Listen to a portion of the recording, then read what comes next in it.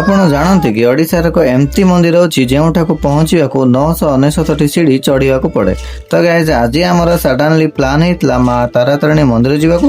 ତ ମନ୍ଦିର ଉପରୁ ଯିବାକୁ ଗଲାବେଳେ ଆମେ ପଳାଉଛୁ ରଫ୍ରେ, ଯେହେତୁ ସନ୍ଧ୍ୟା ହେଲାଣି ପାହାଚରେ ଗଲେ ବହୁତ ସମୟ ଲାଗିଯିବ ଆଉ ମାଙ୍କ ଦର୍ଶନ ବି କରିହେବନି।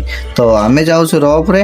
ଆଉ ରଫ୍ରେ ଉପର ଭିଉ କେତେ ସୁନ୍ଦର ଦେଖାଯାଉଥିଲା ସେଇଟା ଏକ୍ସପ୍ଲେନ୍ କରିହେବନି, ରିଅଲରେ ଥରେ ନିଜେ ଏକ୍ସପିରିଏନ୍ସ କଲେ ହିଁ ଜାଣିପାରିବେ। ତ ଗାଇଜ ବେସିକାଲି ମୋର ଆଜି ମିନି ବ୍ଲଗରେ ଆପଣଙ୍କୁ ନେଇଯାଉଛି ପବିତ୍ର ତାରାତାରିଣୀ ମନ୍ଦିରକୁ, ଯାହା ଗଞ୍ଜାମ ଜିଲ୍ଲାର ବ୍ରହ୍ମପୁର ନିକଟରେ କୁମାରୀ ପାହାଡ଼ ଉପରେ ଅବସ୍ଥିତ ଏବଂ ଋଷିକୁଲ୍ୟା ନଦୀର ଅତ୍ୟନ୍ତ ସୁନ୍ଦର ଦୃଶ୍ୟକୁ ଦେଖାଏ। ଏହି ମନ୍ଦିର ଭାରତର ପ୍ରାଚୀନ ଆଦିଶକ୍ତି ପୀଠ ମଧ୍ୟରୁ ଗୋଟିଏ ବୋଲି ମନାଯାଏ, ଯେଉଁଠାରେ ମା ତାରା ଓ ମା ତାରିଣୀକୁ ଯୁଯୁମା ଦେବୀ ଭାବେ ପୂଜା କରାଯାଏ।